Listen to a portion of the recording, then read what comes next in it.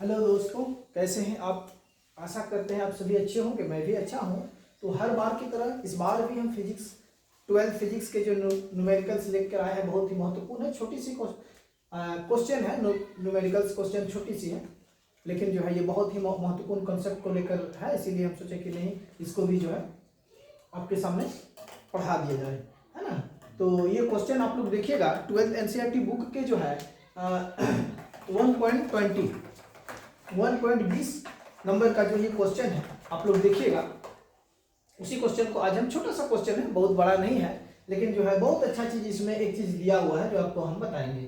आप क्वेश्चन में बने रहिए। तो चलिए क्वेश्चन क्या कह रहा है उसको पहले देखते हैं, है ना। किसी बिंदु आवेश के कारण उस बिंदु को केंद्र मानकर खींचे गए 10 सेंटीमीटर त्रिज्या के गोलीय गाउसी पृष्ठ पर विद्युत flux minus 1.0 × 10⁻³ newton metre square पर कूलम है। तो दो क्वेश्चन पूछा गया है, एक स्टेटमेंट टाइप का दे दिया है, कुछ डेटा दे दिया है। जैसे वो बोला है कि किसी बिंदु आवेश के कारण उस बिंदु को केंद्र मान करके खींचे गए 10 सेंटीमीटर त्रिज्या के गोलीय गाउसी पृष्ठ पर विद्युत फ्लक्स दिया हुआ -1.0 × 10⁻³ न्यूटन मीटर स्क्वायर पर कूलम दिया है। तो यदि गाउसी पृष्ठ की त्रिज्या 2 गुनी कर दी जाए तो पृष्ठ से निकलने वाले फ्लक्स कितने गुजरेंगे, है ना। पृष्ठ से कितना फ्लक्स गुजरेगा, यही है ना। यदि गाउसी पृष्ठ की त्रिज्या 2 गुनी कर दी जाए तो पृष्ठ से कितना फ्लक्स गुजरेगा, ये प्रश्न पहला है। दूसरा है कि बिंदु आवेश का मान क्या है। ये दो चीज अब जो है पूछ रहा है। तो चलिए हम लोग उसी पर आज हम लोग बात करते हैं। क्योंकि देखिए, मैंने जितना भी थोड़ा सा डिफिकल्ट टाइप का जो प्रश्न रहता है ना, उसको हम क्वेश्चन को किसी न किसी एग्जाम्पल के माध्यम से सेट करके आपको समझाते हैं, है ना, ताकि जो है क्वेश्चन भी समझ जाए और आपके साथ अगर ऐसा कुछ भी है तो उसको अपने लाइफ के प्रॉब्लम से रिलेटेड करके भी आप प्रश्न को देखिए। अगर कोई डिफिकल्ट क्वेश्चन रहता है तो हम इस टाइप से पढ़ाते हैं। क्योंकि छोटा सा क्वेश्चन है तो सिंपल सा, इसमें कुछ महत्वपूर्ण चीज है उसको आप अपने ध्यान में रखिए और मजे से थोड़ा सा कर लीजिए। इसमें कोई एग्जांपल देने की जरूरत नहीं है, बिना मतलब का बकवास करने की जरूरत नहीं है। तो देखिए पहला क्वेश्चन क्या है, गॉस के नियम से स्पष्ट है कि विद्युत फ्लक्स केवल कुल आवेश पर निर्भर करता है, पृष्ठ की त्रिज्या पर नहीं, है ना।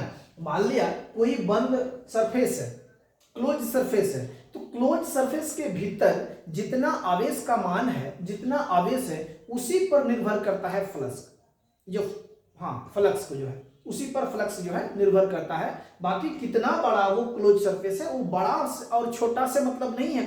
फ्लक्स को जो है, फ्लक्स को केवल और केवल वो क्लोज सरफेस के भीतर कितना एनर्जी, मतलब कितना आवेश है, कितना चार्ज है, उसी पर जो है वो निर्भर करता है। तो एक नंबर कह रहा है कि यदि गाउस पृष्ठ की त्रिज्या 2 गुनी कर दी जाए तो पृष्ठ से निकलने वाले, तो यार त्रिज्या को 2 गुनी करो या 10 गुनी करो, मतलब जो वो गोलीय टाइप का जो ये है क्लोज सरफेस है, उसको तो बड़ा करो या छोटा करो, उससे फ्लक्स को कोई फर्क नहीं पड़ने वाला है। फर्क तो इससे पड़ता है कि उसके भीतर जो है क्लोज सरफेस के भीतर कितने चार्ज है उस पर डिपेंड करता है। तो क्वेश्चन कह रहा है तो ये है, तो यही पे हम वही चीज हम लिख करके यहाँ बताए हैं। गॉस के नियम से स्पष्ट है कि विद्युत फ्लक्स केवल कुल आवेश पर निर्भर करता है, पृष्ठ की त्रिज्या पर नहीं। इसीलिए चाहे त्रिज्या 10 सेंटीमीटर हो या 20 सेंटीमीटर हो, फ्लक्स का मान वही रहेगा। ये हमने लिख करके इसीलिए बता देते हैं ताकि जो है आपको अच्छे से समझ में आएगा, है ना। और YouTube में आप लोग देखते होंगे तो केवल कैलकुलेशन बता देता है, इतने सारी चीज को लिख करके नहीं बताता है। और लिखते भी इसीलिए कि पता नहीं बताते हुए क्या चीज छूट जाएगा, क्या चीज बताना रह गया, क्योंकि बताने बहुत चीज बताने का है, लेकिन क्वेश्चन के अकॉर्डिंग क्या चीज आपको यहाँ पर सीखना है उस चीज को हो सकता है हम नहीं बता पाए, इसीलिए पहले हम उस पॉइंट को लिख लिया करते हैं।